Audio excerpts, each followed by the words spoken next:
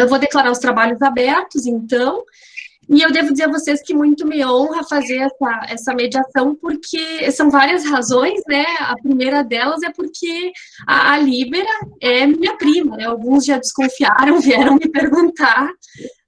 Uma pessoa maravilhosa, assim, que eu aprendi a admirar muito e acho que temos um carinho muito recíproco, né? Embora a Biba, para mim, é Biba, né? Não tem isso de doutora Líbera. Então, fico muito feliz, sobretudo porque é um tema que eu sei que ela tem um super conhecimento, e a doutora Silvia, do mesmo modo, eu não tenho, claro, esse vínculo afetivo, porque não a conhecia, mas, ao mesmo tempo, conhecia de nome por opiniões, artigos de opinião que a doutora Silvia tem, volta e meia, com alguns temas bem espinhosos, e devo dizer que eu costumo compartilhar da opinião da doutora Silvia. Então, e agora eu acho que, dada a dinâmica das relações sociais, eu acho que eu vou poder dizer daqui para frente que eu a conheço pessoalmente, né? Acho que a coisa vai ser assim agora. Então, pessoal, já vou apresentar a vocês o currículo das nossas palestrantes, tá? Só vou explicar como é que vai ser a dinâmica. Nós vamos começar com a doutora Líbera, ela vai falar por 20 minutos, e aí depois eu vou passar a palavra para a professora Silvia, tá? E aí vamos depois fazer debates, tá? Vou mandar para vocês aqui no chat o link do livro da doutora Silvia e da doutora Líbera, no qual elas têm uma participação bem especial, tá? Da editora Foco, e também o link para certificado. Qualquer dúvida, me chamem, tá? Então, pessoal, a professora Líbera, ela é mestre em responsabilidade civil, intercorrências domésticas da casa, né? Deve ser a minha avó ligando, né, Líbera? Essa hora é a nossa Nilda. Então, mestre em responsabilidade civil pela Universidade de Girona, na Espanha. A Líbera é especialista em direito de família e sucessões, presidente do IBDFAN-S de 2018, 2019, 2020 e 2021. Professora e advogada, tá? E já vou passar aqui para a descrição do currículo da doutora Silvia, que é advogada especializada também em direito de família e sucessões, mestranda em direito civil pela PUC São Paulo, especialista em processo civil pela PUC São Paulo também, e diretora do IBDFAN São Paulo, tá, pessoal? Então, fiquem à vontade para fazer suas considerações ao longo da palestra, tá? Qualquer coisa depois eu organizo, mas vamos fazer debates ao final, tá bom? Então, a palavra está contigo, doutora Líbera.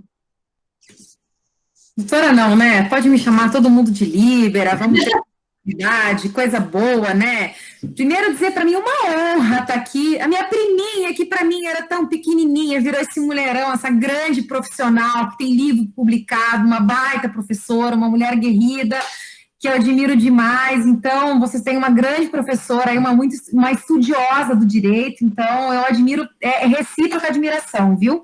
A doutora Silvia, querida minha amiga, advogada que eu nutro um grande respeito, minha amiga querida, temos projetos juntos, enfim, temos entendimentos dentro da área do direito de família, caminhamos no mesmo sentido, uma grande amiga, parceira, então vocês também saborearão terão o prazer de ouvir a doutora Silvia, a querida Silvia, falar com vocês. E, professor Lauri, obrigada mais uma vez pelo seu prestígio, pela oportunidade da gente estar aqui. Não é uma palestra, é uma conversa, um debate para a gente instigar aqui, né? A gente está falando com acadêmicos de direito, eu não sei até que ponto vocês também tiveram um estudo mais aprofundado do direito das famílias, e é um direito que a gente tem que estar o tempo inteiro estudando, se aprofundando. E eu queria trazer aqui, que foi esse tema que a gente pôde escrever nesse livro, que é um livro muito bacana, produzido dentro de um momento de ideias de profissionais que se reuniram diante de algumas situações dessa realidade, né? Nós tínhamos uma realidade anterior ao coronavírus e, de repente, essa realidade que o coronavírus nos trouxe, nos tirou completamente o chão e nós tivemos que nos reinventar, nós tivemos que repensar a forma como a gente realizava acordos de família, formas de convivência, enfim, e esses profissionais do Brasil todo se reuniram para que a gente debatesse e apresentasse um projeto de lei, que é um projeto de lei que hoje está em tramitação no Senado, aguardando a tramitação no Senado. Deixa eu ver se até eu tenho o número do PL 2947 de 2020, tá, pessoal? PL 2947 de 2020, que é apresentado pela doutora Soraya Tronic, senadora, inclusive, do Mato Grosso do Sul, em que a gente apresentou proposições de um regime emergencial transitório de direito de família. Tá? E acabou nessa magnífica, nesses dias de debate, profícuos debates, acabou se tornando um livro, esses debates, enfim. E o que coube a mim, o que eu pude trabalhar, e dentro da minha vivência da advocacia, eu trabalhei a questão da convivência, né? Da convivência. Por que a gente fala em convivência, pessoal? Primeiro, fazer uma vírgula aqui. A gente não fala mais, pessoal, dentro do direito familiarista, em direito de visita. Quem visita não é pai e mãe, né? Visita é aquele parente que a gente quer que fique bem pouco na nossa casa, né? Que não venha nem de pantufa para não ficar muito tempo, né? Então, a gente hoje, o conceito que a gente tem é um conceito de direito de convivência. E para a gente entender o quanto que esse momento, né, esse lado B que o Covid trouxe para a gente, o tanto que afetou as relações familiares, eu queria aqui fazer só um apanhado histórico para a gente entender a evolução que o direito das famílias teve e a forma como a gente compreende todas essas relações, essas inter-relações familiares, tá? Então, primeiro, para a gente entender que antes da Constituição Federal de 1988, que foi um marco, né, dentro do nosso direito, de uma forma geral, mas especialmente no direito de família, a gente tinha um sistema vigente pela Constituição Federal de 1969 e pelo Código Civil de 2016, que configurava um direito matrimonial e monogâmico, ou seja, a única família até então reconhecida era a família matrimonializada, ou seja, a família que era oriunda exclusivamente do casamento. Então, existia a figura dos filhos bastardos, né, da concubina, do concubino, que não eram protegidos dentro dessa esfera constitucional. Para a gente ter uma ideia, olha o que o artigo 175 da Constituição Federal de 69 falava. A família é constituída pelo casamento e terá direito à proteção dos poderes públicos. Ou seja, não havia reconhecimento de outras espécies de família, não havia reconhecimento de filhos fora dessa família, né? Era uma família absolutamente patriarcal, hierarquizada, patrimonializada e matrimonializada, né? E dentro desse conceito da Constituição Federal de 69, o Código Civil utilizava, tá, como critérios para definição de guarda, ou seja, para quem que aquela criança deveria ficar em um caso de uma dissolução de casamento, diga-se que já era o desquite, a gente teve depois a lei do divórcio, era toda uma questão, inclusive complicada, né, não existia o divórcio até então, mas se utilizava como critério, primeiro, a definição de culpa, se um dos cônjuges havia traído, se havia alguma culpa, utilizava-se como critério a idade e o sexo da criança. Então, em caso de litígio, a guarda, que era exclusivamente unilateral, era a única forma de guarda dentro do nosso sistema, era atribuída ao cônjuge inocente, né? E no caso de ambos serem considerados culpados, a atribuição da guarda das filhas mulheres caberia à mãe, e dos filhos homens até completarem 6 anos de idade, a mãe até serem entregues ao pai. Então, a gente vê aqui que esses critérios, dentro dessa Constituição de 69, do Código Civil de 16, utilizavam o critério da égide do pátrio poder, né? Era o pátrio poder, que era aquele poder que era exercido pelo homem, na qualidade de chefe, né, desse núcleo familiar. A gente teve um salto, que foi o Estatuto da Mulher Casada, de 1962, que atribuiu uma participação da mulher dentro desse pátrio poder. Nós tivemos em 77 a lei do divórcio, que apesar de manter, né, o espectro da culpa, né, em um avanço legislativo, o pátrio poder passou a ser exercido de forma conjunta, né? E aí, dentro dessa sistemática, nós tivemos um giro copérnico, né, um giro de 360 graus, que foi a Constituição Federal de 88, né, que promoveu uma virada copérnica nesses conceitos até então tidos, ou seja, o conceito de família foi completamente mudado, foi modificado. Então, família hoje, após a Constituição de 88, ela foi expandida, não sendo reconhecida tão somente a família oriunda do casamento, a família matrimonializada. Hoje, o nosso conceito de família é a família eudemonista, né? É aquela em que o direito não protege a família em si, mas os indivíduos que compõem este núcleo, né? A família é um fato natural, a família se converteu em um locus de realização pessoal de cada um dos seus membros, né? E a igualdade, pessoal, a igualdade de gênero, a igualdade entre filhos, a vida ou não do casamento, passou a ser cláusula pétrea dentro dessa nossa Constituição, e isso trouxe reflexos absolutamente profundos para toda a nossa sistemática do direito de família. E após a Constituição Federal de 88, nós tivemos, portanto, uma constitucionalização dos direitos de família, né? E especialmente, pessoal, a criança, que até então era objetificada, ou seja, não se olhava para a criança como um ser, um sujeito de direitos.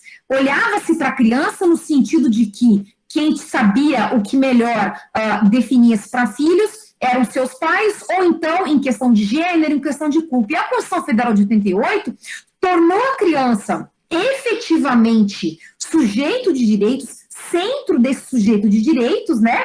E aplicando junto com esses princípios constitucionais a doutrina da proteção integral, né? Que é prevista no artigo 227, né, garantido absoluta prioridade ao direito da criança e do adolescente. Então, o foco protetivo do Estado passou a ser necessariamente a criança e a preservação de seus direitos fundamentais. Logo após, em 1990, nós tivemos o Estatuto da Criança e do Adolescente, né, Lei 8.069/90, que ratificou, por sua vez, a doutrina da proteção integral, prevista no seu artigo 100, né, em que estabeleceu o superior interesse da criança, né, ou seja, todos os critérios, todas as proteções em relação à questão de definição de guarda, definição de alimentos, que a doutora Silva vai falar, todos os aspectos inerentes, né, a essa família, todo o foco passou a ser a esse superior interesse da criança. A criança, né, ela é colocada no mais alto padrão, o olhar passa a ser para ela, e não o olhar do que é melhor para os pais, ou o que é melhor para os outros, é o que é melhor para aquela criança dentro de suas necessidades, né, e dentro de sua particularidade. E outro aspecto importante, pessoal, foi a evolução do conceito de pátrio poder, né, que outrora era o poder do pai, para um conceito de poder familiar, né. Hoje, apesar de ainda constar o termo poder familiar, hoje nós falamos em autoridade parental, porque hoje é muito mais um conceito de dever daqueles pais em relação à criança do que um poder em si, tá? E o que é esse poder familiar e por que é tão importante eu falar aqui para vocês e fazer toda essa construção? Porque é importante a gente entender a forma como a gente analisa as situações dentro daquele núcleo familiar, as necessidades daquela criança, eventualmente numa atribuição de guarda, numa atribuição de regulamentação de convivência, numa regulamentação de alimentos, eventualmente. E a gente fala muito em guarda, né? Mas a gente primeiro precisa falar, e as pessoas esquecem de falar, e nós temos o dever de falar muito mais, que a guarda, ela se origina, ela é um dos elementos desse poder familiar.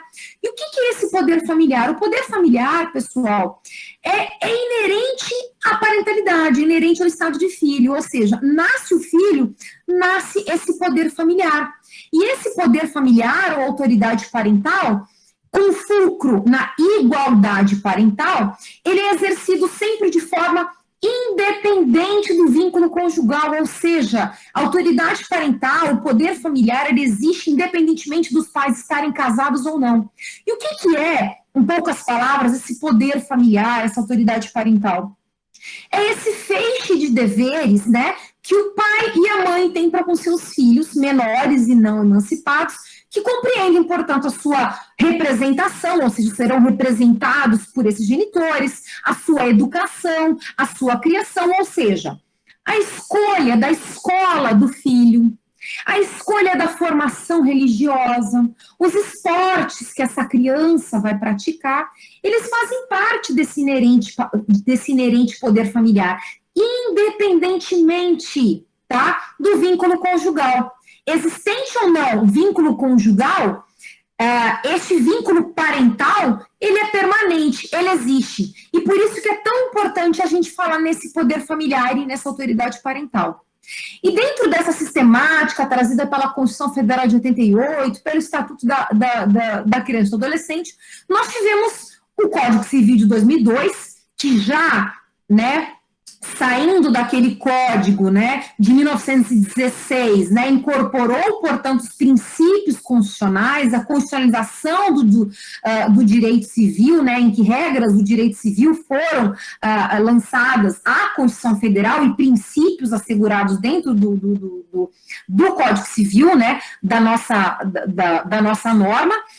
Nós tivemos, em 2008, a aprovação da primeira lei da guarda compartilhada, né, que ela introduziu o sistema dual de guarda compartilhada, ou seja, até então a gente tinha uma guarda unilateral, ou seja, definia-se quem exercia essa guarda unilateral, esses cuidados. Guarda vem da expressão alemã Warden, né, que significa guarda, cuidados, esse cuidar, né, e essa primeira lei de 2008, ela alterou os artigos 1583 e 1584, trazendo a possibilidade de uma guarda compartilhada sempre que possível.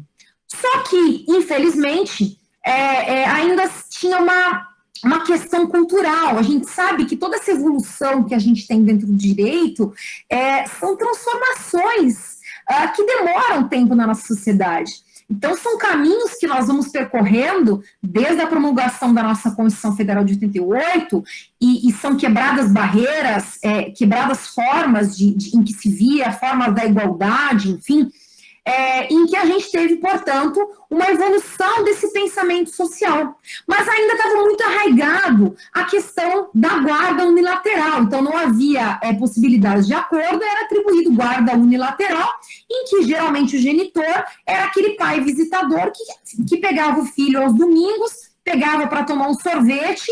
Às vezes a criança nem dormia nesse genitor, porque geralmente entendia-se que ele não tinha nem condições de cuidar de uma criança, especialmente na tenridade, e ainda mantinha exclusivamente sobre os cuidados maternos, né? Geralmente tinha essa cultura ainda, né? E aí a gente teve em 2014 a Lei 13.058, que alterou mais uma vez os artigos 1583, 1584 e 1585 do Código Civil e também os artigos 1634, em que tornou a guarda compartilhada regra no sistema, devendo essa guarda compartilhada ser aplicada independentemente de consenso entre os genitores, tá? Então, portanto, a gente mudou, teve toda essa evolução e esse conceito dessa forma de cuidado, porque entendendo-se que dentro dessa doutrina de preservação integral, desse olhar da criança, o melhor para a criança é que essa criança tenha efetivamente a presença de ambos os genitores e de todo o seu núcleo familiar, para que ela cresça dentro do ambiente sadio, de referências diversas, de referências culturais diversas, e que tornam ela efetivamente um ser humano muito mais completo e muito mais feliz, né, dentro dessa família demonista, né.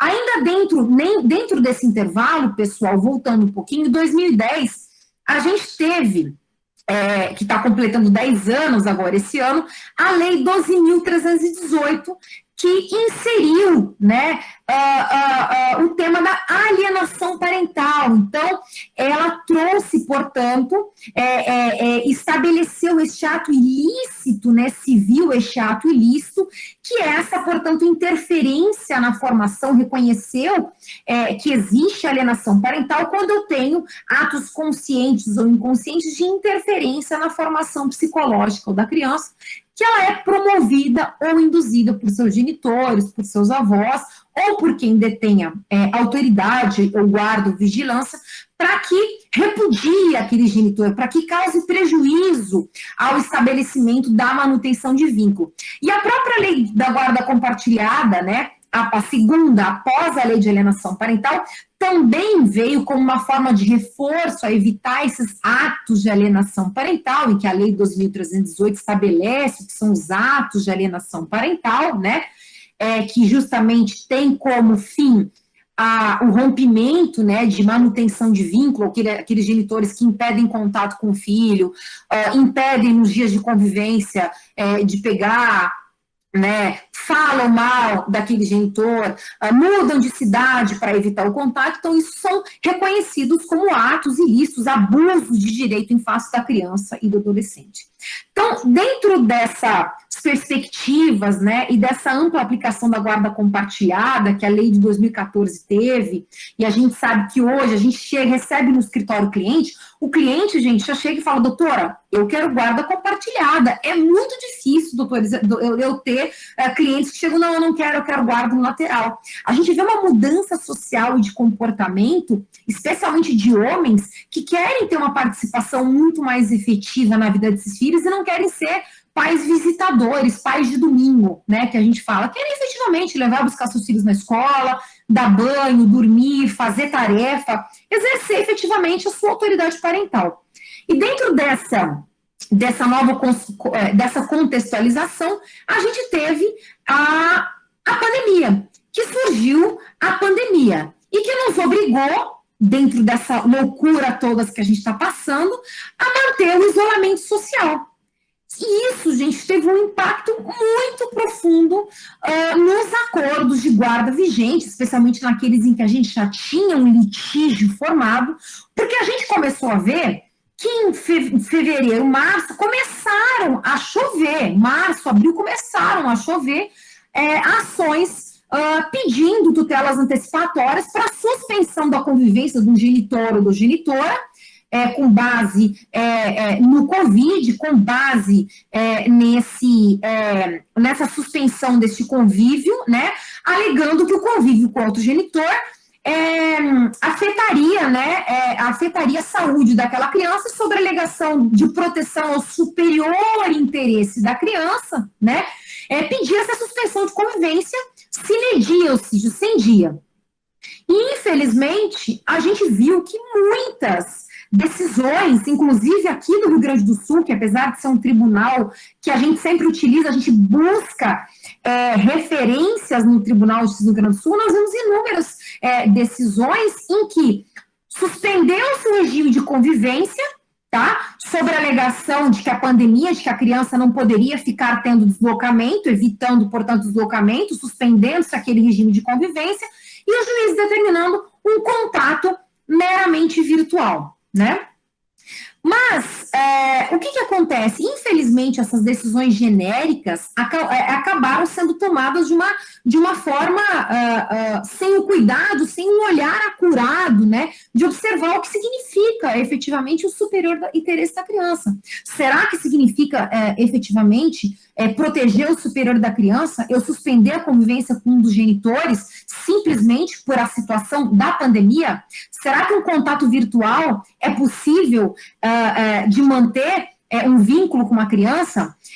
E uma grande questão aí, pessoal, a gente observou e começou a nos chamar muita atenção e causar um perigo e um medo para a gente, porque essas pretensões, esses pedidos de suspensão de forma genérica, elas também elas já vinham de processos que eu já tinha alto grau de litigiosidade e, infelizmente, deu brechas para situações de alienação parental, ou seja, aqueles genitores que já queriam afastar aquela criança simplesmente entravam com pedido judicial requerendo a suspensão dessa convivência, né, de uma forma genérica. Lógico, com a devida aqui, eu faço um parênteses aqui, É óbvio, pessoal, que dentro das singularidades e particularidades daquele núcleo familiar, daquela criança, daquela realidade, é óbvio que uma criança que apresenta uma comorbidade, um problema grave de saúde, um genitor, um avô que apresenta um problema grave de saúde, o juiz deve analisar não de uma forma genérica, mas sim de uma forma individualizada, de uma forma particularizada, atento para aquele caso, para as necessidades específicas e para atender efetivamente qual que é o superior interesse daquela criança dentro daquela realidade. Porque, gente, a gente não sabe nem quando que vai terminar isso. Eu tenho situações aqui em que meu cliente foi determinado que ele mantivesse contato virtual com seu filho de 3 anos de idade. O meu cliente está há quase 90 dias sem ver o filho, porque ele não consegue ter um contato efetivo e mantendo tão somente contato virtual, uma criança de 3 anos de idade que não consegue ficar no computador. Então, você imagina como é que fica a relação dessa criança. E aí, pessoal, a gente, dentro desses debates que a gente teve, desses professores, e que culminaram no PL 2947 e no nosso livro do coronavírus, nós tivemos de forma unânime aqui o entendimento de que o direito à convivência familiar é garantido constitucionalmente, é um direito essencialmente da criança. E nós não podemos conceber decisões genéricas que simplesmente suspendem o convívio dessa criança com seus genitores ou com demais familiares, simplesmente pelo fato da pandemia. Mas sim situações especiais e que se fazem necessário estabelecer prazo de eventual suspensão dessa convivência, uma readequação dessa convivência. Olha, posso estabelecer, portanto, que para não ter deslocamento semanal dessa criança, então que a criança fique 15 dias com cada genitor, para que ela não tenha, portanto, eu estou tendo aulas online, cada genitor pode fazer dessa forma, né? E são exemplos que, inclusive, a gente trouxe de países como a Itália e a Espanha, que sofreram os efeitos da pandemia antes que a gente, e que nos seus decretos, né, que mesmo naquelas regras de restrição extremadas, eles mantiveram ainda a possibilidade de circulação de pais e filhos. Então, o que a gente defende aqui é que a convivência, o superior interesse da criança, ele deve ser preservado, deve-se olhar aquele núcleo familiar de uma forma individualizada. Nós não podemos ver o direito das famílias de uma forma genérica. Nós temos que olhar as necessidades daquela criança e que dentro de uma situação excepcional, nós temos que criar saídas excepcionais, nós temos que criar formas novas da gente conseguir efetivamente garantir essa convivência familiar, essa proteção a essa criança, e efetivamente a gente coibir abusos de autoridade parental, abuso de direitos em face dessa criança, especialmente pelo ato de alienação parental. Eu aqui já vi que meu tempo passou um pouquinho, mas em suma era isso mais ou menos que eu queria trazer para vocês. Eu estou aberta depois para a gente discutir, tá? Muito obrigada. Bom, doutora Líbera, obrigada, sempre extremamente didática, já recebi uns feedbacks super positivos de alguns alunos aqui. É que prof vai indo assim, né? Professor vai indo, né? Tem que fazer, né? Tem que ir construindo. Então, vamos passar de imediato agora para a doutora Silvia e depois a gente faz os debates. Doutora Líbera, se tu não puderes ficar bem tranquilo, que é até 8h30. Se eu não puder aqui, fica tranquilo. Então, porque eu adoro ouvir a Silvia. Então, tá bom. Então, vamos de imediato para a doutora Silvia. A palavra está contigo, Silvia.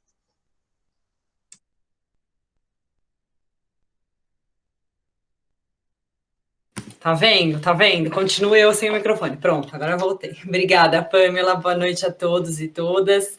É uma honra para mim estar aqui com vocês hoje. Muito obrigada, doutor Lauri, pela oitiva, por estar aqui presente conosco também. Fico muito contente de estar com vocês para falar um pouquinho desses impactos do coronavírus e para a gente fazer uma reflexão conjunta aqui sobre os aspectos todos do tema, né? Gostei, a professora Ângela Carlini, outro dia numa palestra, falou algo que para mim fez todo sentido, que eu, assim como ela, sou uma advogada que estuda. Não sou uma acadêmica, sou uma advogada que gosta de estudar, que me dedico à produção acadêmica também, mas essencialmente advogo. Então, a minha visão também tem muito dessa questão prática, e para dizer para vocês que estão aí na faculdade que vocês escolheram a mais abençoada das profissões. Guardem isso, porque vocês vão lembrar de mim. A gente precisa de muito pouco, que é uma cabeça, um computador e boa vontade, e tem um caminho muito longo pela frente para fazer tudo do bom, de bom que a profissão nos traz, né?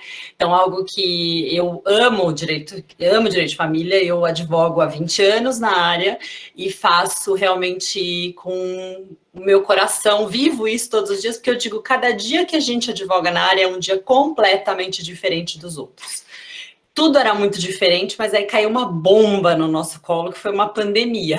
De tudo que se podia imaginar no mundo, acho que essa é a menos provável das opções, né? A Pamela falou, no começo do ano eu fiz um plano semestral de uma academia.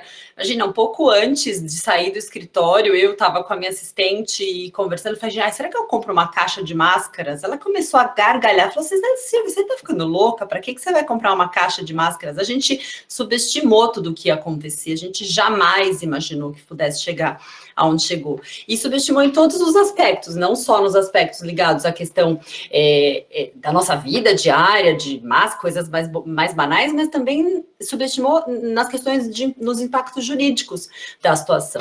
Então, quando a gente teve o começo da pandemia, né, nós nos deparamos com, como a Libera já falou para vocês, um projeto de lei que trazia um regime emergencial para o direito de família e alguns aspectos também do direito sucessório.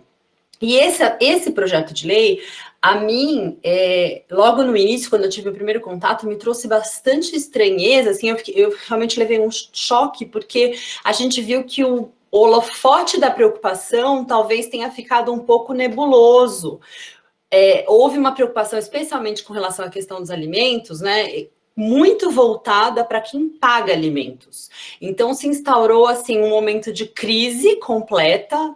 Nós vamos todos passar por uma penúria financeira, vai ter uma crise muito grande, todo mundo vai necessariamente perder sua renda, o seu salário, o seu trabalho, e necessariamente a gente tem que pensar numa forma, então, de reduzir imediatamente alimentos. Essa foi a primeira onda de questionamentos que vieram acerca da questão da fixação da verba alimentar.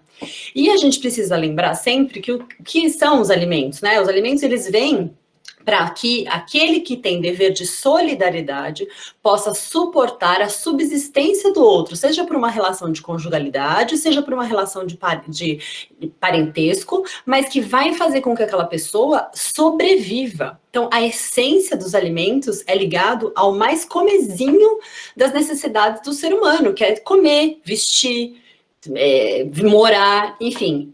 Claro que a gente tem um escalonamento com relação a questões de padrão de vida, isso tudo a gente vê na prática acontecendo, mas a gente tem uma ligação muito íntima com o que é de mais basilar da vida do ser humano. E quando a gente teve a questão da pandemia, houve a Rose Meirelles, que é uma das nossas autoras, o livro usou uma expressão que eu achei sensacional, o princípio do coronavírus. Então, o princípio do coronavírus, você alegava lá o princípio da Covid, tá tudo resolvido, suspende a convivência, diminui os alimentos, porque a gente está vivendo num momento atípico em que ninguém sabe o que vai acontecer, se agarra especificamente nessa situação, e aí já tem aí argumento para sua petição, para conseguir fazer qualquer tipo de modificação que seja necessária. A gente realmente viu uma automatização das revisões. As pessoas pediam e pleiteavam, e isso, o que mais me causou espanto de verdade, foi naturalizado inclusive pelos juristas. Algumas pessoas escreveram nesse sentido, olha, realmente, a gente está num pânico geral, crise total, então a gente vai ter que reduzir ponto, vai todo mundo ter que se virar. E a verdade é que isso acontece um pouco mesmo quando a gente vive junto, a gente não precisa falar de um procedimento de ruptura, por exemplo, um casal que mora junto, a gente está diante de uma situação de queda de renda ou de um desemprego, alguma coisa do gênero, a gente faz adaptações financeiras, isso é absolutamente normal. Mas o que nos espantou e que foi o que gerou até grande parte de todas as nossas discussões, que depois viraram livro, é essa naturalização com que a questão da revisão foi imediatamente tida como, sim, é o que tem que acontecer e a gente não precisa questionar muito com relação a isso. E o meu grande questionamento aqui com vocês, e que é o que a gente procurou buscar até para fazer a alteração depois da sugestão do projeto de lei para uma nova visão com relação a isso, será que necessariamente a gente tem que falar em diminuir os alimentos e em socorrer desde logo quem paga, em total detrimento daquele que recebe? Isso é o mais acertado que a gente tem para fazer diante de uma situação pandêmica, diante de uma situação de crise severa, em que as pessoas estão realmente precisando repensar conceitos, inclusive o da solidariedade. O porquê que a gente sempre falou isso? Os aspectos que envolvem a fixação de alimentos, eles vão muito além de um boleto, de uma conta para pagar. E sociologicamente, infelizmente, no Brasil ainda se tem uma ligação muito grande com isso. Eu me divorciei, eu terminei a minha união estável, eu saí da minha casa, eu tenho agora o encargo de pagar uma conta que é uma pensão para o meu filho. A responsabilização não é no sentido de que eu tenho um filho, eu preciso dar conta do sustento daquela criança. Isso faz parte da minha responsabilidade, não é porque o juiz mandou, não é porque eu assinei o papel, não é porque eu fiz acordo, é porque eu tenho uma responsabilidade, um comprometimento com aquele vínculo que eu desenvolvi. Seja porque eu sou pai ou mãe daquela criança, seja porque eu me relacionei conjugalmente com aquela pessoa. Então, quando a gente analisou a questão ligada aos alimentos, nós pensamos em aspectos importantes que precisam ser levados em consideração quando a gente fala também da questão do coronavírus e da questão da crise que está se vivenciando. O primeiro deles é um aspecto sociológico da questão da fixação dos alimentos. Então, de fato, quem recebe alimentos? Quem é o lado que mais tem ou recebe na qualidade realmente de quem precisa ou na qualidade de administrador daquele valor? É a mulher. Então, a gente já tem uma situação de sexista com relação a essa visão, então é uma aproveitadora que recebe aquela R$300 que vai deixar ela muito rica todos os meses. A gente vê às vezes pais que pagam 250, R$300 que falam, nossa, ela é uma folgada, uma golpista. Fala, nossa, quanto você paga por mês? 50 mil reais? Não, R$400. A criança custa muito mais, a pessoa está achando que está sustentando a mãe da criança. Mas é uma visão sociológica que a gente se depara muito. E a gente tem um aspecto também voltado muito a uma diferença entre os gêneros com relação aos rendimentos. Então, as mulheres ainda ganham muito menos do que os homens, especialmente nas classes mais baixas.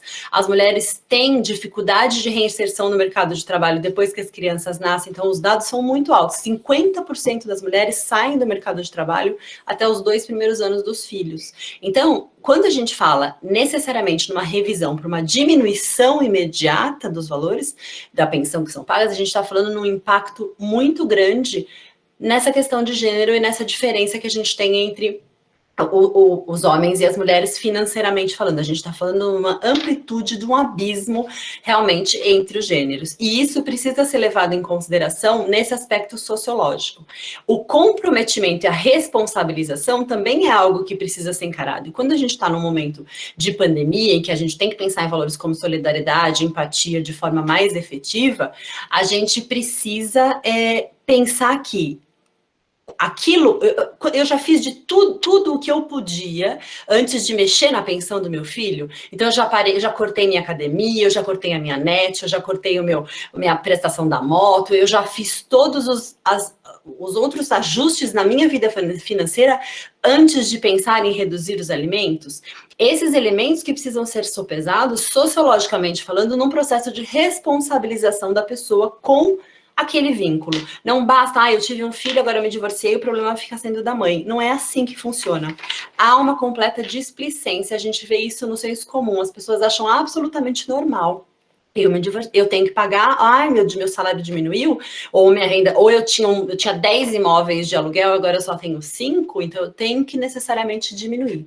Então, ter queda no rendimento que muitas pessoas tiveram, de fato, que é algo que está acontecendo até de maneira temporária. Tem empresas que reduziram no primeiro momento, que não sabiam como iam lidar, reduziram jornada, conseguiram adaptar os funcionários em home office, que estão trabalhando às vezes até mais do que trabalhavam. A gente tem notícia de escritório de advocacia aqui em São Paulo, de grandes bancas, que já decidiram que não vão voltar até o final do ano. Por quê? Porque tá trabalhando, os funcionários estão trabalhando muito mais. O nosso Tribunal de Justiça aqui em São Paulo teve um aumento substancial de decisões, eu não sei como é que tá aí com vocês, mas aqui a gente teve um aumento substancial no número de decisões, porque os funcionários passavam 2 horas e meia dentro do transporte público, que não fazem mais, está tendo uma otimização do trabalho. O que começou lá no início como, nossa, vai todo mundo perder tudo, as coisas foram, eu sou a mulher dos provérbios, eu adoro provérbios, então assim, o caminhão anda, as abóboras se acomodam, foi um pouco isso, as coisas foram passando e foram se acertando. E a gente que milita, que advoga, sabe que a dificuldade de reversão de uma decisão judicial é algo que precisa ser levado em consideração. Porque quando a gente pensa numa revisão de alimentos, e aí o pai vai lá pleitear, ai, meu salário foi diminuído, ou eu tinha uma loja e agora eu estou vendendo menos, eu tenho... Essa liminar que eventualmente é concedida numa revisão logo no início do processo, para ela ser revertida, às vezes ela leva muito tempo e muitas vezes ela nem é revertida. A ação revisional de alimentos é uma ação que ela sempre foi muito difícil, a gente sempre dizia isso, o cliente vinha dizer assim, olha, doutor, eu estou desempregado, eu estou sem trabalho, o que eu faço agora? Eu falo, olha, vamos entrar com uma ação revisional, a gente muitas vezes pedia um provimento antecipatório, o juiz recebia aquilo e falava assim, não, espera lá, deixa eu ouvir a outra parte, para ver como é que a pessoa vai viver, o que a pessoa tem de necessidades, para eu ver se eu posso ou não diminuir o valor desde já, ainda que você esteja desempregado. E quando a gente teve o evento da pandemia, isso que era um juízo que se fazia, não, deixa eu ouvir a outra parte, acabou sendo colocado de lado. E aí a gente entra num aspecto material dos alimentos, que é o dever de solidariedade, é algo extremamente profundo, que não pode ser levado em consideração assim, olha, então veja bem, diminuiu meu rendimento, pronto, paro de pagar. Isso precisa ser analisado de forma cautelosa. Quando você faz um ajuste, seja por acordo, seja por determinação judicial, depois de todo um processo que tem uma série de fases, né? Então a gente vai lá e pede alimentos, indicando, os alimentos eles sempre são fixados em razão de necessidades, possibilidades e num juízo de proporcionalidade de quem vai pagar. Então o que são as necessidades? O que custa aquela criança ou aquele cônjuge, ex-cônjuge, para receber alimentos? O que ele demanda por mês? A comida, efetivamente, o condomínio, o IPTU, o aluguel, o vestuário, a escola, o curso extra, tudo isso a gente faz uma tabela, mesmo, de verdade, chegamos lá, custa R$1.000. Tá, quanto ganha o pai dessa criança? Quanto ganha a mãe dessa criança? O pai ganha 1.500, a mãe ganha 500. No juízo de proporcionalidade, quanto que a mãe vai contribuir, quanto que o pai vai contribuir. Tudo isso é levado em consideração quando a gente faz a fixação da verba alimentar. São feitas inúmeras provas para isso. A revisão precisa seguir esse mesmo caminho. A gente não pode partir do pressuposto que tem uma pandemia, tá todo mundo sem dinheiro, vamos reduzir, ponto, acabou. E quando a gente teve essa história de virar realmente os holofotes para quem pagava os alimentos e ignorar um pouco quem recebia, a gente viu, num primeiro momento, a proibição, por exemplo, de decretação de prisão civil por não pagamento de alimentos.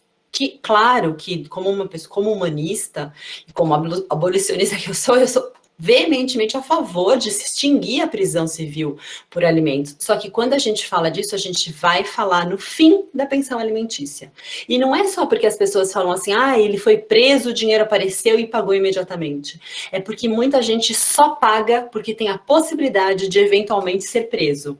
É a coisa que mais se tem medo. Vocês vão perceber isso quando começarem, quem for advogado, ou quem for ser juiz, ou quem for ser promotor, na vara da família, vai perceber que quando a gente fala em fixação de alimentos, a primeira coisa que a pessoa fala assim, nossa, mas eu não posso me comprometer com isso, e se eu não puder pagar, eu vou ser preso. É um medo que existe, porque as pessoas sabem, tem uma coisa que, isso é muito corriqueiro de a gente ouvir, né? Isso prende mesmo, pensão prende mesmo. Então, ainda que, além de ter um caráter assim, quando está devendo, a gente consegue decretar prisão, recebe o dinheiro, a gente tem um caráter coercitivo no pagamento mensal. Quando a gente teve o início da pandemia, que é óbvio que não tem como encarcerar pessoas por uma dívida, por uma questão, por alimentos, né, uma prisão civil, e deixá-las a possibilidade de serem contaminadas pelo Covid, isso é evidente, mas nós não tivemos, em contrapartida, nenhum remédio que pudesse ajustar para que, de fato, os alimentos continuassem sendo pagos. E a questão dos alimentos é algo que impacta muito muito a nossa sociedade.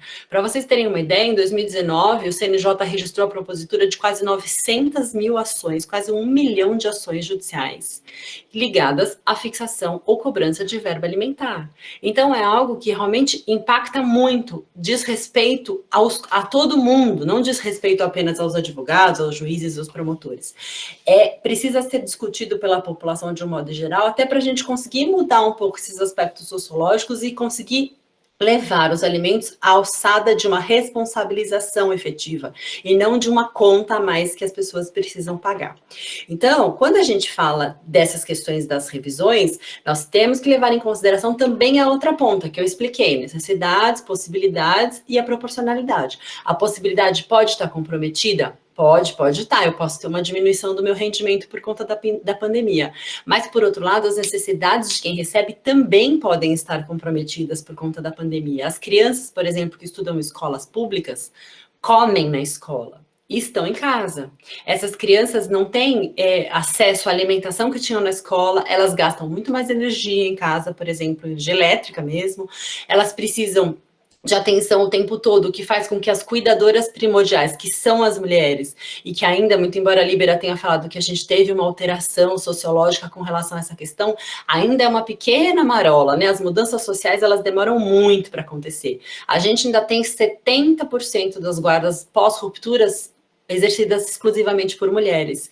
E dentro das guardas compartilhadas, a gente tem, olha, eu não tenho esse dado, mas eu posso arriscar para vocês que 90% das guardas compartilhadas, as residências são nas casas das mães.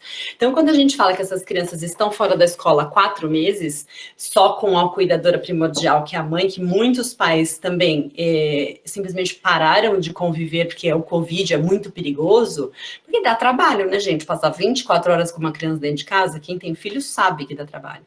Você não consegue trabalhar como você trabalhava, você não consegue render e ter o mesmo dinamismo de trabalho, você não consegue ter a mesma renda que você tinha antes.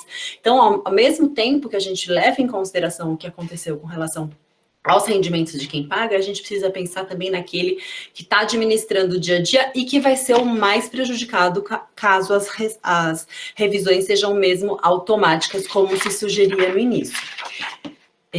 É muito importante também que seja levado em consideração que você rever e diminuir alimentos logo de cara faz com que aquele que está ali no cuidado diário possa se superendividar também. A gente cria um outro problema, porque quem está com a criança dentro de casa é meio que você tem que dar um jeito, a criança tem que comer, a criança tem que vestir, não tem muito o que fazer, eu não posso virar para o meu filho e falar assim, olha, então, eu não tenho dinheiro, você não vai comer, ponto, tô livre da pensão, ou vou reduzir o que eu te pago por mês pela metade, porque eu não tenho.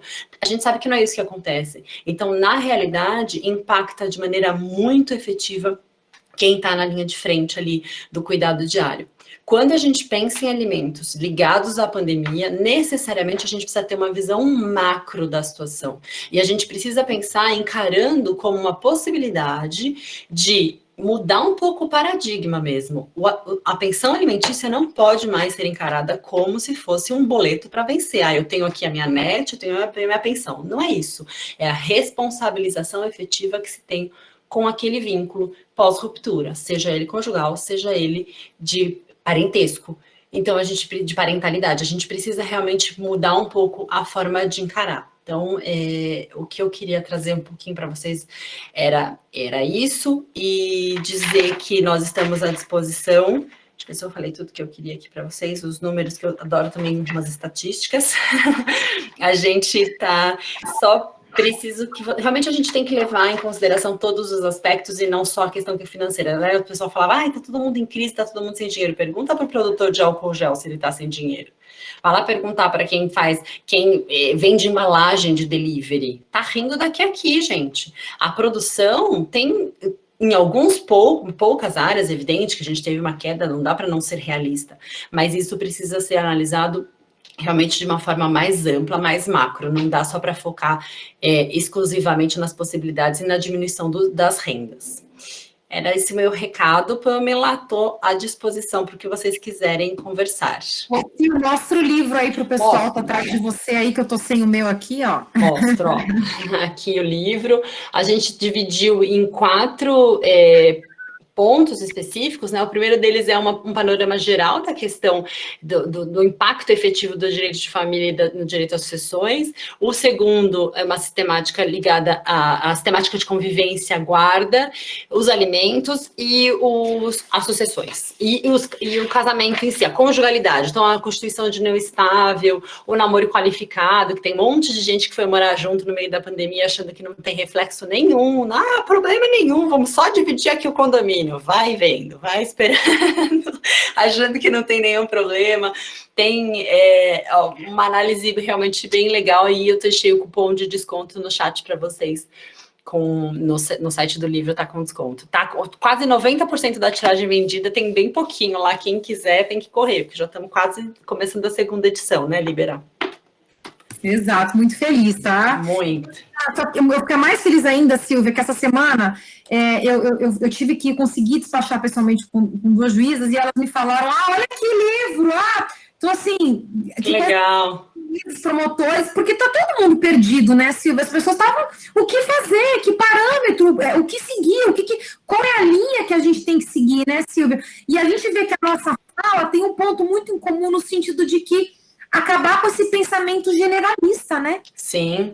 Isso em relação à guarda, generalista em relação à questão do alimento. A gente não pode tratar de direito de família de forma generalista. Exato, e a gente não pode dar aso aos oportunismos. É isso que é muito importante também. Como a Líbera falou da questão da alienação parental.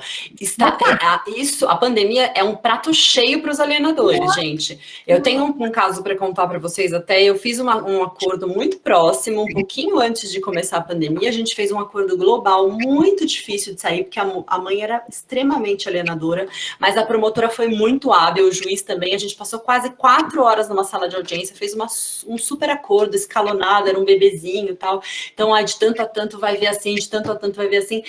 A gente saiu da audiência, foi no comecinho de março, começou a pandemia. A mulher cobriu um sorriso daqui e aqui. Nossa, graças a Deus, meu filho não sai mais de casa. O pai foi super... As primeiras visitas eram pequenas, os primeiros períodos de convivência eram pequenos até, então ele ia tirar de casa, da casa da mãe, e ia fazer passeios próximos, mesmo já devolveram. Não daria tempo hábil nem de levar para casa dele, nem nada disso. E combinou, então vamos fazer o seguinte, nos primeiros X meses, 2, 3 meses, enquanto o tempo não for suficiente, eu vejo na sua casa. Tá bom, tá bom. Quando forem mais ou menos no meio de junho, assim, que já vou poder sair com o bebê, eu vou para minha casa e fico com ele lá, tá seguro. Pois ele fez na casa dela todo esse período e tal, ela entrou com ação e pediu suspensão do convívio por conta da pandemia. E conseguiu. Então, isso, assim, conseguiu por enquanto. Eu entrei, já contestei, a juíza já abriu o prazo em 3 dias para ela esclarecer umas coisas que ela ia analisar o pedido de revogação da liminar. Então, a mentira não se sustenta há muito tempo também, isso é bom. Mas a gente precisa não dar aso a esses oportunistas, que é a questão dos alimentos também. Veja bem, não posso pagar mais, pronto, né? Todo mundo entrando com revisional, né, Silvia? E você sabe que, gente, essa questão da alienação parental é tão grave que eu tô com um caso, Silvia, esse que eu falei que esse pai não teve contato, que a mãe pediu suspensão de convivência porque o pai é médico. Só que o meu cliente, ele não tá na linha de frente, ele O meu também é oftalmologista. O meu era neurologista clínico, tá? Então ele vai. E para vocês terem uma ideia, a tão gravidade que é, gente, essa criança, acho que ela tem uma influência, acho que só da mãe, porque não viu o pai, ele se nega, gente, a falar. Então, eu compreendo o que o juiz determinou, olha que maravilhosa. A criança não fica na frente da câmera. Para a criança, o que o pai fez, gente? O pai abandonou. Sim. E aí é um campo fértil para que essa alienação parental ocorra. Então, a gente tem que ter um cuidado, gente, porque isso é muito rápido.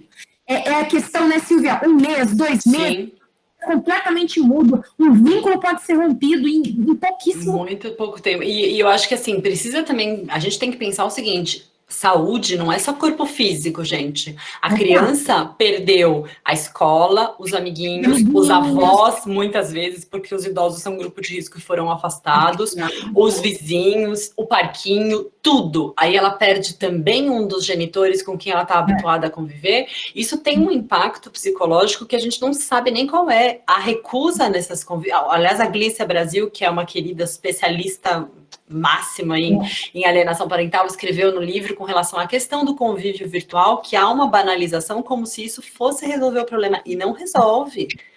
Não resolve.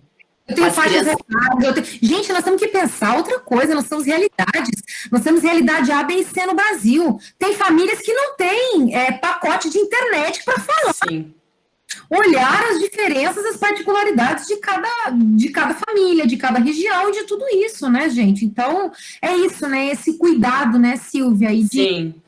Essa generalização de todo mundo falar, opa, o amigo está pedindo, conseguiu redução de alimentos, vou pedir também. Vou pedir também, é meio isso mesmo. Não é isso? Meu amigo conseguiu, vou pedir também. Eu vou, aquela coisa do jeitinho brasileiro, né? E essa é a nossa parte, a nossa responsabilidade como advogados, assim, quem seguir a área, quem for advogar, precisa ter consciência da sua responsabilidade social. O cliente que te procura, que não tem necessidade de promover uma ação revisional de alimentos, você tem que virar para ele e dizer, não é caso de rever alimentos. Ainda que você perca o cliente naquele momento, é preciso ter essa visão de responsabilidade na nossa atuação, sem dúvida nenhuma. Pode falar aí, Pamela. Silvia, eu copiei a mensagem e foi junto ali. Maravilha, Silvia, muito obrigada. Mas, na verdade, é porque eu tinha copiado tudo, então não é que eu estava finalizando. Não, imagina. Eu não estava, vou ser bem sincera, que eu não estava nem vendo. Agora é que eu vi. Então tá bom. Eu imaginei. Bom, meninas, muito obrigada. Eu queria fazer uma pergunta, assim, agora já. Eu sei que a doutora Silvia tem compromisso, a doutora Líbera, então fica bem à vontade, viu, Líbera, se precisar sair. Mais 10 minutinhos aí eu já saio, tá? Tá, então, meninas, assim, meninas porque, né? Por favor, se você chamar a gente de senhora, que a gente vai ficar nervosa, Pamela, pode chamar de menina. Então, eu tenho um questionamento, assim, que eu noto muito no falar de vocês e que eu, de certo modo, sinto também nos processos que eu tenho de direito de família. Eu não sei se vocês percebem isso, meninas, deixa eu só fechar aqui meu WhatsApp. Eu não sei se vocês percebem isso também que eu vou narrar agora, mas a gente nota que com o progresso da mulher e com a igualdade de gênero, na verdade, além de o homem ter que se reinventar, eu noto que as mulheres estão tendo de se reinventar, né? Então, assim, eu não sei se vocês percebem isso, e, por favor, eu tenho até medo de ser mal interpretada, mas eu gosto de fazer tipo o ministro e suscitar divergência, né? O que eu percebo, assim, que as mulheres, elas estão sendo convidadas o tempo todo a repensar a sua postura, justamente para fazer o quê? Para abrir um pouco aquela perspectiva que ela tinha, né, da mãe superprotetora e liberar um pouco também essa guarda para o pai. É uma coisa que eu tenho notado, assim, claro, né, pessoal, em algumas estruturas familiares, né, a grande maioria, como a doutora Silvia falou, o que nós temos são mães demandando a pensão, se virando literalmente nos 30%, porque às vezes é os 30% do mínimo, né? Mas o que eu noto é que tem havido um movimento, assim, paradigmático, de alguns pais tentando fazer essa guarda de forma diferente, e vejam bem, eu não estou vitimizando e nem culpabilizando um e outro, tá? Eu só quero questionar vocês se vocês também sentem isso, às vezes uma dificuldade da mulher em entender o seu novo papel, entregando, pai, é teu filho também, assume, né? Eu vejo que, porque na verdade, assim, o que acontece? É um movimento dialético, né? Dialógico, ambivalente. A mãe, ela vai poder recuperar um pouco da sua autonomia e da sua liberdade, na medida em que ela perca aquele vínculo animal com a criança, né, do primeiro tempo da vida da criança, tipo esse caso da doutora Silvia, assim, não tem o que fazer, a criança tem que ficar muito com a mãe naquele comecinho, né, é uma relação quase que selvagem, assim, de mãe e filho, né, mas depois eu noto que existe sim uma dificuldade de fazer essa entrega para o pai, por uma falta de confiança. Bom, é aquela coisa, né, gente? No direito, tu não generaliza nada, tu não generaliza direito penal, é a individualização da pena. No direito civil e de família, sobretudo, né? Então, eu não sei se vocês notam isso também, do ponto de vista sociológico, nós, mulheres, recolocarmos a nossa conduta no mundo a partir de uma perspectiva também de atribuir responsabilidades para o parceiro e de deixar ele ser o pai que talvez ele possa ser, né? Tá, eu não sei se ficou claro, espero não ter sido mal interpretada. Não, imagina. Eu vou deixar a doutora Silvia falar primeiro, porque ela, para mim, é a maior feminista, entendeu? A mulher que eu admiro, essa mulher sabe tudo de feminista. Então, fala, doutora Silvia. Imagina, Libra. Pamela, você tem toda a razão. Até agarrei aqui um livro que eu quero depois indicar para vocês, porque é o seguinte, durante muitos séculos e até hoje, o nosso poder, nosso ambiente de poder sempre foi, nós mulheres, sempre foi o ambiente do poder privado. Então, a nós cabia a administração ali das crianças, a administração das pequenas coisas do lar, então, mesmo a administração financeira da família sempre foi cabeçada pelo homem, mas a administração dos poderes privados sempre foi da mulher. É muito enraizada ainda essa questão da maternidade como sendo algo quase que divino, né? Então, você falou, mas não só, a gente fala, você disse, no começo, a criança precisa, é algo quase que selvagem. Não necessariamente, a única coisa que a gente faz e que eles não fazem é amamentar.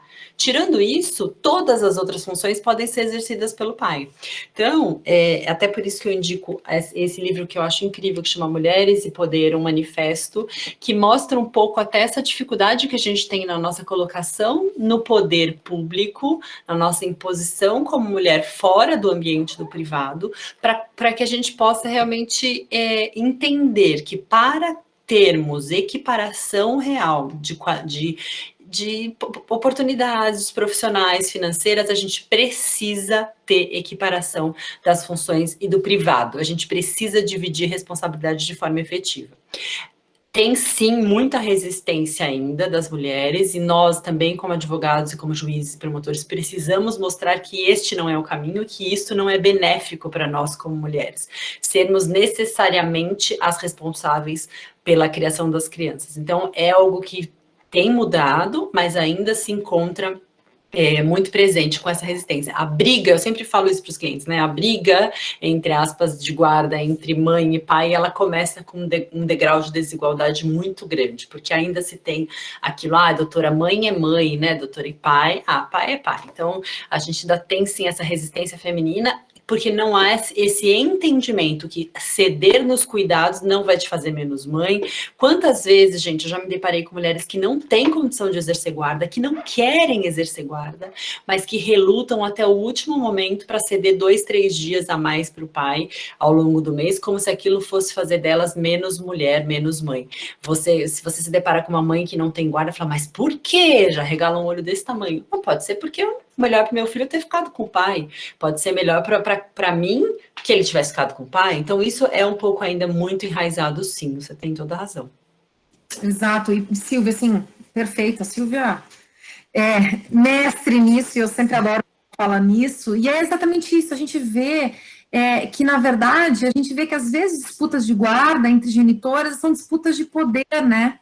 Um não quer ceder. Gente, eu tenho discussões, dificuldades de fazer acordo, porque um quer que pegue às 5 da tarde, o outro quer que pegue às 6. Se você for pensar, pelo amor de Deus, é 1 hora, e ninguém quer ceder e ninguém cede, né? E a gente vê realmente isso, mas assim, muita coisa já mudou, né, Pamela? Assim, e até a forma como a gente atua, né, Silvia? A gente chega, cliente diz, doutora, eu quero guarda no lateral. Falou, querida, me desculpa, a regra no sistema é guarda compartilhada, salvo, e a gente explica. Então, a gente já parte do pressuposto que eu tenho uma guarda compartilhada, e guarda aqui, gente, se entende? Autoridade parental compartilhada, tá? Guarda compartilhada não é o pai ou a mãe simplesmente pegar a criança para dormir um dia e esquecer dos outros dias. Isso é uma guarda compartilhada. A guarda compartilhada é o exercício de autoridade parental compartilhado. Ele vai buscar na escola, dar banho, fazer tarefa. Não é só pagar a pensão também, não. A gente sabe o quanto que é difícil. E nisso, infelizmente, eu falo para algumas clientes, gente, pelo amor de Deus, você vai ter mais tempo para ficar sozinha. Você vai ter mais tempo para sair, para arranjar um namorado. Que coisa boa, olha o lado positivo. E é isso que a Silvia falou. As mulheres ainda carregam esse espectro de culpa, né, Silvia? Tem uma culpa, sim, né? Inerente, essa culpa de, eu não sou boa mãe, a culpa de ou não confiar no outro, né? Muita coisa está mudando, mas ainda está muito regado. E a gente vem da juízes, e que não, doutora, não tem, não, aqui é criança pequena, não tem que ter guarda compartilhada, a mãe que exerce cuidados. Então, a gente vê ainda que dentro do Poder Judiciário, a gente ainda tem essa questão muito, né, essa questão está incrustada ainda nesse sentido, né, então, mas é uma questão interessante, né? Essa predileção, essa proteção da mãe é machismo estrutural. É uma posição machista que mostra que só a mulher pode cuidar. E não é verdade, isso realmente nos aprisiona. Eu posso cuidar também, mas o pai dos meus filhos também tem essa condição. E quando a gente conseguir ter essa percepção, inclusive pelas mulheres, a gente vai ter realmente uma possibilidade de pensar de fato nas crianças de forma mais interessante. Gente, eu vou ter que pedir 1000 desculpas, porque realmente eu tenho que sair, eu tenho um compromisso agora. Vocês me perdoem, tá? Desculpa. Eu vou escrever aqui meu e-mail, pessoal, e quem tiver alguma dúvida e quiser trocar uma ideia comigo, liberadv@gmail.com, fica super à vontade para trocar uma ideia comigo, mandar e-mail, estou à disposição, que eu puder ajudar, mandar algum material, alguma coisa. Pamela, muito obrigada pela... Obrigada, pessoal, que está aqui nesse dia frio, que podiam estar sentados, dormindo ou tomando um vinhozinho, ou tomar vinho depois. Professor Lauri, muito obrigada. Sil, obrigada. Amiga querida, Beijo, querida. Líbera, obrigada, tá? Obrigada. Vamos dar sequência aqui, então. Pessoal, não sei se alguém tem mais algum questionamento para fazer. Deixa eu abrir Vamos ver aqui no nosso chat. Eu mandei para vocês ali o link dos certificados, tá? Doutora Silvia, depois eu vou encaminhar o de vocês também. Obrigada, Pamela. E encaminhei também o link do livro, então, da doutora Silvia e da doutora Líbera. Pessoal, não sei se alguém tem perguntas, então, né? Perguntas a gente tem várias que a gente fica se questionando, né? Porque, de fato, a pandemia, ela acaba fazendo com que a gente ressignifique muitas coisas do direito, né? O próprio tempo do direito já não é suficiente em tempos de pandemia, né? No sentido literal mesmo. Não, tudo tem que ser mais rápido, tem que ser só medida provisória, é só liminar, né? Tutela provisória, enfim. De fato, as coisas acabam tomando um novo rumo, né? Mas eu acho que tivemos, então, doutora Silvia, uma ótima noite de muita troca de conhecimento. Eu agradeço mais uma vez. Imagina, eu que agradeço por ter vindo. Eu só acho que assim, a gente precisa levar em consideração o seguinte: a gente tem um sistema que é criado, especialmente depois da Constituição de 88, que faz com que o direito das famílias ele seja um direito constitucional, né? Então, o direito constitucional das famílias, os princípios constitucionais, eles precisam ser levados em consideração. Quando a gente simplesmente se agarra na pandemia e joga todo o sistema que foi construído com relação à equiparação dos gêneros, com relação que tem uma equiparação formal, mas material a gente sabe que não existe, com relação à construção do dever de solidariedade. Isso tudo não pode ser simplesmente desconsiderado para vamos salvar entre mortos e feridos, vamos só salvar quem está realmente... Não é assim. Então, é uma visão que precisa levar em consideração o todo. Isso vai passar, mais cedo ou mais tarde, claro que a gente vai ter que se ajustar em algumas coisas. Por exemplo, quando a gente pensou que em previsão de acordo de convivência, que fosse necessário colocar alguma previsão com relação a questões pandêmicas. Nunca. Mas agora talvez faça sentido. Olha, em caso de pandemia, vai ser aplicado o regime de convivência de férias, por exemplo, que é, na minha opinião, que faz o maior sentido. Se eu tô com o meu filho, a gente alterna as semanas, ele faz uma semana de casa a lição, as aulas e tal, na outra semana faz da casa do pai e tá tudo resolvido. Porque conviver é cuidar, e responsabilização pelo cuidado precisa ser dividida, porque senão você sobrecarrega um lado. Para um ficar 4 meses sem ver, o outro está 4 meses todos os dias com a criança. É bom? Claro que é, mas cansa, gente. Quem cuida de filho de verdade, quem tem filho aqui, sabe o trabalho que dá. Não dá para a gente imaginar que tudo bem não dividir esse trabalho, tudo bem só uma pessoa ficar sobrecarregada, tudo bem aquela criança não ter convívio, né? A gente tem que pensar sempre numa sistemática com base nos princípios constitucionais e realmente nos princípios que foram construídos ao longo, pelo menos, aí dos nossos últimos 30 anos. Silvia, agora eu pensei numa outra pergunta que eu não sei se tu tens tempo. Pode não, pode. Uma outra coisa que a gente aproveita para fazer, para tirar dúvidas jurídicas, né? É tipo coach de advogado. Fique à vontade. É o que eu mais gosto de fazer, Pamela, fique à vontade. Não, então, doutora Silvia, uma outra coisa que me surgiu agora, que eu pensei de alguns casos, assim, que a gente vê aqui também, né, pelo menos aqui no Rio Grande do Sul, agora que a pandemia começou mais, de forma mais relevante aqui, né, começou a surgir, a gente nota, assim, em relação ao pai ou à mãe, ao genitor que não está tomando os cuidados necessários para não se contaminar, né? O que vocês sugerem, assim, que a pessoa faça? Porque isso é muito complicado, né? Tem tem pessoas que, de fato, são quase Acham que é mentira. negacionistas, né? Terraplanistas, assim. Total.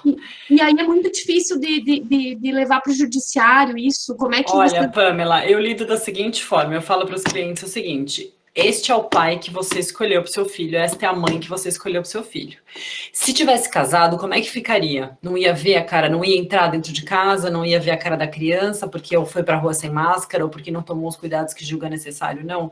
Eu não sei se o fato da pessoa não se cuidar efetivamente, assim, e também a gente não sabe até que ponto qual cuidado é suficiente ou não é, mas eu não acho que seja, ai, não usa máscara, não vai ver mais, entendeu? Acho que no momento que foi pegar a criança, pedir para passar um álcool gel ali na mão, enfim, pode até fazer, mas é muito complicado você atribuir a uma forma de vida da pessoa a impossibilidade dela conviver com o filho que é dela, enfim, que seria daquele... É como a gente tem aqueles casos assim, a pessoa a vida inteira, quando casada, devia no banco, pegava dinheiro no cartão, vivia toda atrapalhada, não pagava tudo atrasado, e aquela família sempre viveu assim.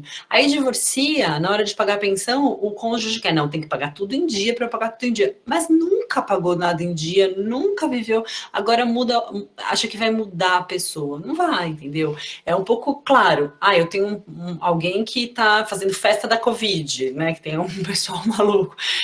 Comportamentos extremados, eventualmente até a gente pode falar numa restrição aí à convivência por um período.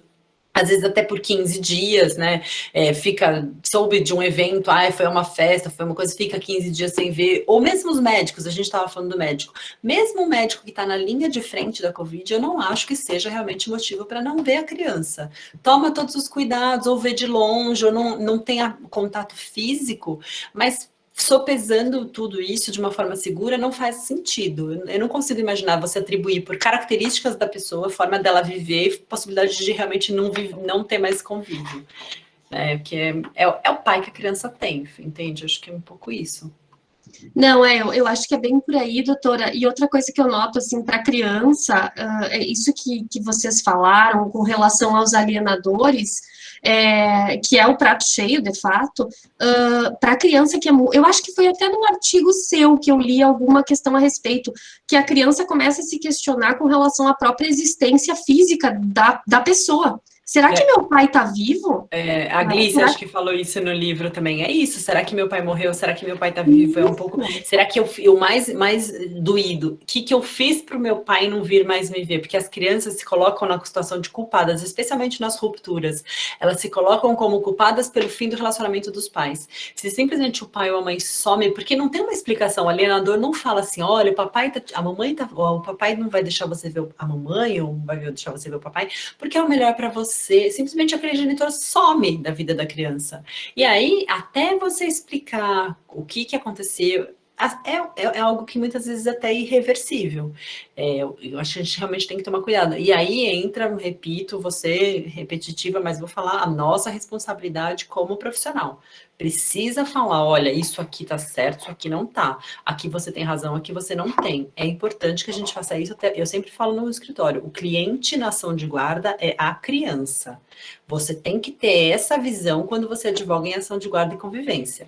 Seu cliente é a criança. Bom, deixa eu ver, aqui tem uma colocação da Letícia, né? A Letícia fez uma pesquisa sobre, se eu não estou enganada, licença paternidade, Letícia, e a questão envolvendo um direito comparado entre o direito germânico, né, e a legislação brasileira. Eu acho que isso, né? Pois é, ela coloca aqui que o ordenamento germânico é mais desenvolvido em relação à questão parental, né? A divisão dos cuidados com a criança inicia com o nascimento. Isso. Claro que daí eu estou lendo a sequência. Não, gente, isso faz toda a diferença. E você sabe que eu estava escutando um podcast outro dia sobre carreira e maternidade, né? Aqui no Brasil, as empresas que tentaram implementar a licença paternidade mais estendida não tiveram sucesso, porque os homens não queriam. Porque quando a gente tem quem teve filhos trabalhando, quando a gente tem filhos, sai, fica fora, seja por quem é profissional liberal fica 2, 3 meses, quem tem possibilidade de tirar 6 meses, você tem uma queda natural na sua produtividade, você tem uma queda na sua memória, você tem uma queda, você não dorme igual nos primeiros meses, não é igual. Lógico que você não vai voltar exatamente o mesmo profissional. Você volta muito melhor em outros aspectos, mas volta com questões a serem solucionadas. A percepção dessas empresas, então empresas grandes como a Natura, por exemplo, o Boticário que tentou implementar, assim, tiveram dificuldade porque os homens não queriam sair 1 mês, 2 meses depois do nascimento do filho, com medo de ter perdas significativas profissionais, porque isso não é cultural. Nos países europeus em que a gente tem os países europeus em que a gente tem essa cultura de divisão de licença paternidade mesmo, é uma licença parental, às vezes é de 1 ano, que pode ser trocado, alternado, 2 meses um, 2 meses outro, depois volta 2 meses um, é a melhor coisa, é a forma de igualar mesmo a qualidade parental, tanto de pai quanto da mãe, é fazer esse tratamento desde o início. A gente tem muitos pais que não querem também, né? Nós estamos num país em que tem 6 milhões de crianças sem registro paterno na certidão de nascimento. E as pessoas estão preocupadas porque o Tami vai fazer uma propaganda Dia dos Pais, né? Não é? O problema não são as 6 milhões de crianças sem pai, é a que tem aquele pai. Então, realmente é uma visão muito que a gente tem que mudar dessa responsabilização efetiva, né? Aqui o Marcelo fez a indicação do Morte Inventada, é um dos melhores documentários que eu já assisti também, é incrível, é sobre alienação parental da visão dos adultos alienados, então é muito, muito legal, vale super a pena. Regulamento de mulheres. O peso do planejamento familiar é sempre todo na mulher. A culpa por ter engravidado é sempre da mulher, né? Às vezes eu recebo cliente no escritório, porque ela engravidou. Eu falo, nossa, você não sabia que sexo sem proteção engravida? Mas sabe que é tão sem graça. Mas, gente, pelo amor de Deus, nossa, ela engravidou. Imaginei que pudesse ser o Divino Espírito Santo. Né? Precisa ter realmente uma responsabilização conjunta aí. É muito isso. As pessoas... A criação dos filhos ainda é muito imputada exclusivamente à mulher, desde a concepção até os cuidados diários, né? Não, e doutora Silvia, o que eu noto com relação a isso que o Lucas fala, também, eu sempre falo com a minha irmã, que é médica a respeito, e a gente conversa sobre essa questão do tratamento da pílula anticoncepcional e tal, e aí a gente se questiona, nós mulheres também...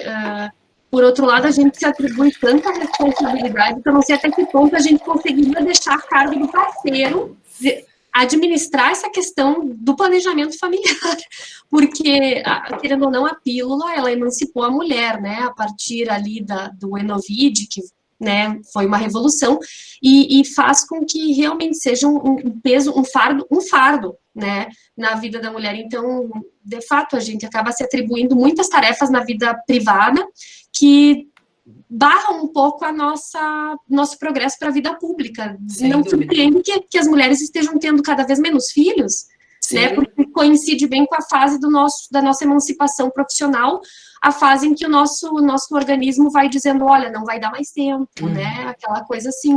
Então, de fato, acho que são questões a respeito das quais a gente tem que se questionar, né.